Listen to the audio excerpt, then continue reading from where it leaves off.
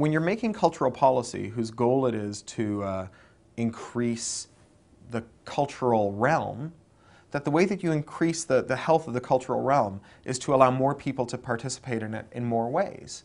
And so we can imagine a copyright system. In fact, we have a copyright system, apparently, that either allows 5 Hollywood studios to make about 40 hours of film a year, or allows hundreds of millions of people to make 29 hours of video per minute, which is YouTube. Now, the studios have said that YouTube, because it can't police that 29 hours a minute and stop some of the studios' very narrow slice of product from showing up on YouTube, that YouTube should just basically stop existing. That we should put it out of its misery, because it shouldn't be there at all if they can't protect the copyrights of the studios. But when you frame this as, do we want 30 hours of video from 5 sources, or 30 hours of video a minute from hundreds of millions of sources, it seems like that's kind of a no-brainer, right? If we want to promote culture, which is to say all the things that we do among ourselves that make us who we are, then we should really promote this one over here, the 30 hours a minute. And I kind of believe that probably these two could coexist. I think the studios can probably figure out how to make movies that can thrive even when they're being shared, and if they can't, someone will come along who'll figure out how to do that. I mean, there's plenty of video being produced on YouTube that thrives when it shares, even video being produced by commercial entities. Even if we lose the summer blockbuster, so be it. I mean, I'll trade summer blockbusters for 30 hours of video a minute. I mean, I do like sitting in a cave with, 1,000 other people watching Bruce Willis beat up a jet with his bare hands, but not so much that I would kill every other piece of amateur video on the internet.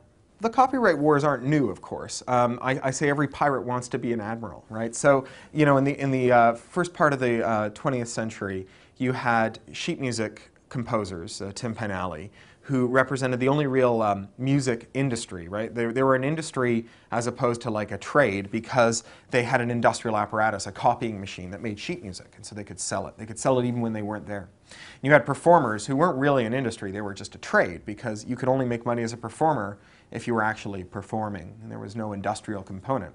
And then someone invented recorded music. And the performers who'd been buying their sheet music down at Tin Pan Alley and recording and performing it all these years started to perform it into recording devices. And the composer said, "What are you doing? You're selling our compositions without our permission. You must stop this. It's an act of piracy." And the performers said, with somewhat understandably, "You sold us the sheet music. Didn't you think we'd perform it?" Different states came up with different answers. But at the end of the day, all the countries that made a successful transition to having a recorded music industry eventually said, composers actually don't get a say in whether or not their music is recorded. They may get some money from a kind of automatic royalty system, but you don't get to say, okay, this can only be performed here, only that guy can perform it.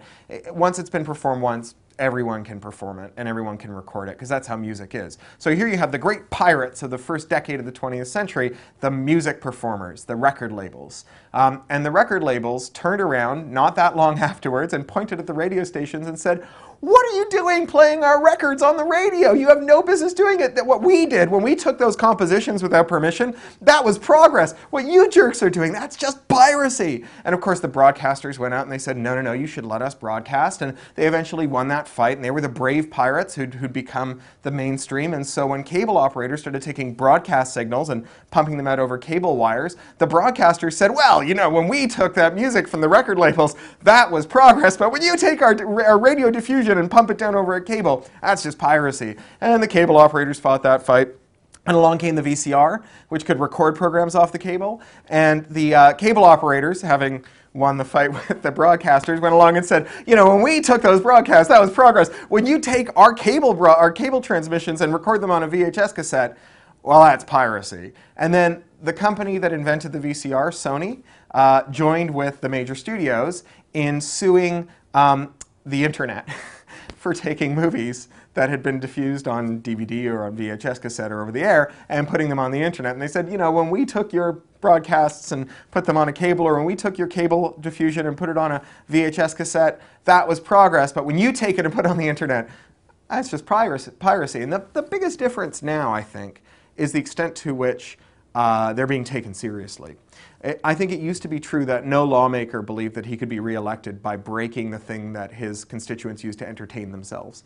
And now there seems to be an awful willingness to, I don't know, go to Corfu with a music producer and come back and propose that the internet should be censored and that people who are accused of file sharing should be locked out of it and so on. And I guess that's the major difference and the thing that gives me real anxiety about the future of the internet.